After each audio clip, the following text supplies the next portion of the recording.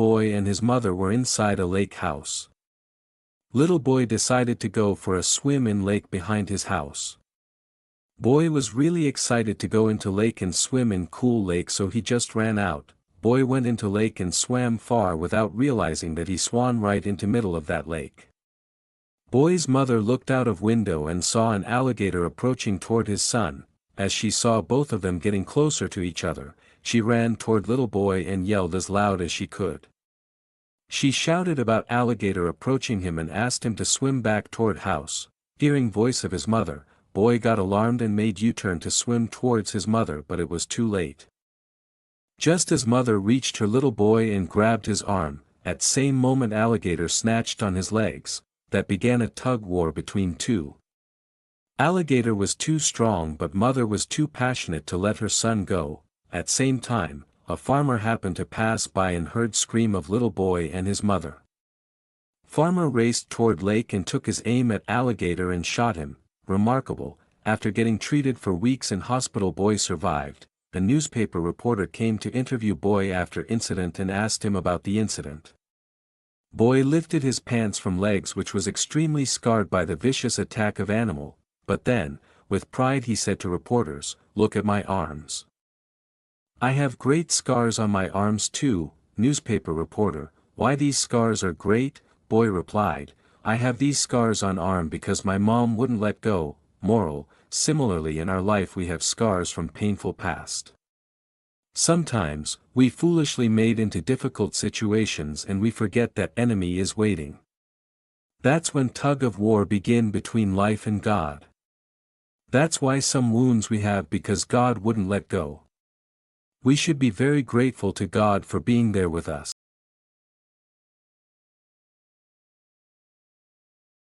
A poor boy was selling goods from one door to another to pay for his studies. One day he found that he had only 1 dime left, and he was hungry. While approaching the next house, he decided to ask for a meal, but when a young woman has opened the door, he only dared to ask for a glass of water. She looked at him and understood that probably the boy is hungry. So she brought him a large glass of milk. He drank it and then asked how much he owed her. The woman replied, "You don't owe me anything. Mother taught us never to accept pay for a kindness." "Then I thank you from the bottom of my heart," he said, and felt that now is stronger not only physically, but his faith in God has grown as well. The boy's name was Howard Kelly. Many years have passed. One day that woman became seriously ill. Local doctors could not help her. Therefore they sent her to a big city, where her rare disease would be studied by specialists. Dr. Howard Kelly was called in for the consultation. When he entered her room in the hospital, he immediately recognized the woman that showed kindness to him when he was poor. The doctor was determined to do his best to help her recover from her disease. The struggle was long, but together they managed to overcome her illness. After some time the woman received a bill for her treatment. She was worried that the amount to pay would be so significant, that it would take the rest of her life to pay for it. Finally, when the woman looked at the bill, she noticed words that were written on the side of the bill. The words were, "Paid in full with a glass of milk." This animated story, often called "Paid in Full with a Glass of Milk," is a powerful reminder of the impact of compassion and gratitude. It explores the idea that what we give to the world has a way of coming back to us when we need it most. If this story touched your heart,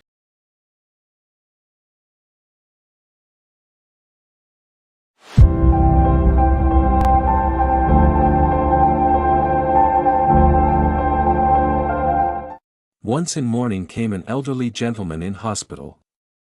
He came to get his stitches removed from his thumb. A nurse came to attend him. Nurse checked his vitals and told him to wait as it would be over an hour before doctor would be able to see him. While attending old man, nurse noticed that he seemed to be in hurry, so nurse told him to wait, but old man asked him to hurry if possible. Seeing this, nurse thought that she would evaluate his wounds and if possible would take care of it instead of making him wait. On examining, nurse found that wounds were healed, so nurse went to get supplies and came back to old man and started redressing his wound. As they started talking, Nurse asked him, "Do you have any doctor's appointment, as you seem to be in hurry?" Old man replied, "No, I need to go to nursing home to eat breakfast with my wife." Nurse then asked about his wife and came to know that she had been living in nursing home for a while and was suffering from Alzheimer's disease. As Nurse finished dressing, she said, "Would she worry if you get there a bit late?" Old man replied, "No. She no longer remember who I am and had not recognized him in last 5 years." Nurse was surprised and said, "She doesn't recognize you, yet you go to have breakfast with her every morning?" "Why?" Old man smiled and replied, "She doesn't know me, but I still know who she is." Moral: for person in love, time, place or health nothing matter. What matters is love and care for his or her partner despite facing any kind of difficulties.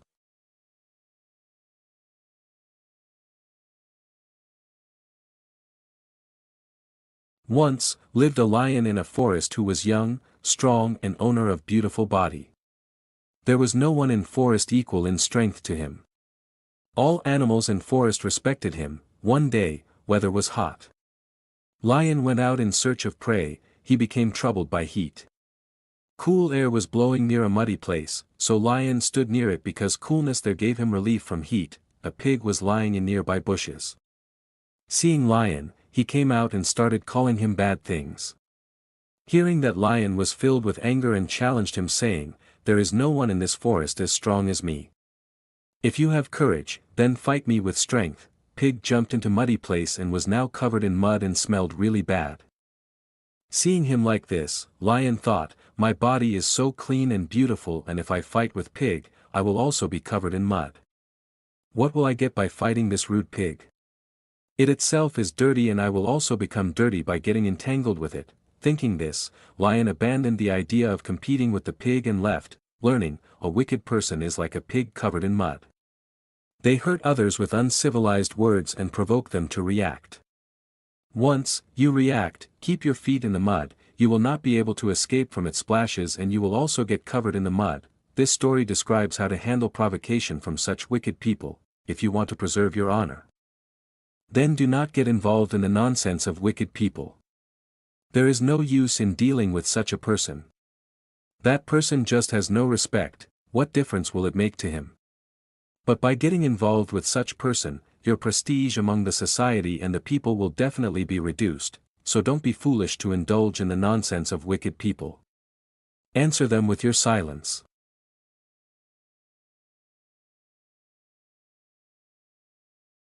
In this animated moral tale, 2 swans and a turtle live peacefully in a lake, until drought strikes and forces them to search for a new home. With teamwork, they find a solution, but the turtle is warned not to speak while being carried through the sky.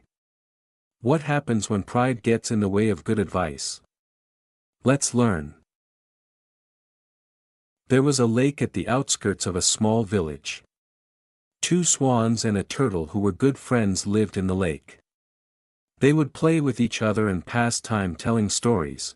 One year, there were no rains and the lake started drying up. The lake is almost dry.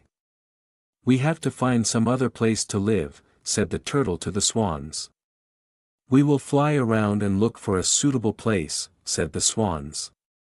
Both the swans flew in different directions in search of a better place to live. A little distance away, one of the swans spotted a large lake. It had plenty of water and there were many fishes in it. He flew back to tell the others. The 3 of them were very excited with the find. "Wow! Now we won't have any problem," said the turtle. "There is only one problem," replied one swan. "The 2 of us can fly there in no time. But you crawl very slowly. And it is some distance away. You will never reach there." The turtle thought for some time. Suddenly his face lit up. "I have an idea," he said. "You bring me a stick. I will hold the center of the stick in my mouth. Both of you can hold the stick on either side. That way you can fly me with you to our new home." "It is a very good idea, but you have to make sure you do not open your mouth for any reason. If you do, you will fall to your death," warned one of the swans. the turtle agreed, remember what we told you. Reminded the swans as they got ready to fly. Soon they were flying high in the sky. They had to fly over the village to get to the lake. As they flew over the village, people ran out into the streets to look at this amazing sight. What clever birds! They are carrying a turtle on a stick, exclaimed one man. Everyone was excited to see such an amazing sight. It was my idea. I am the clever one. I need to let them know, thought the turtle. He opened his mouth to explain, but before the foolish turtle could say anything, he fell with a thud and died.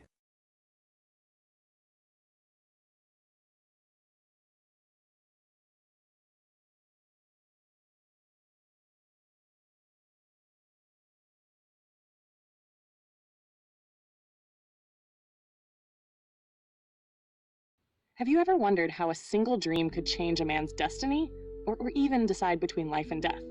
What if the way words are spoken could bring either punishment or great reward? Once, a king saw in a dream that all his teeth were broken. Only a big front tooth was left in his mouth. He awoke disturbed, his heart heavy with fear. In the morning, he called his minister and shared the dream. The minister, equally concerned, suggested that dream experts be summoned from across the kingdom to explain its meaning. An announcement was made that whoever could reveal the true meaning of the king's dream would be rewarded. After some days, a dream expert arrived at the court.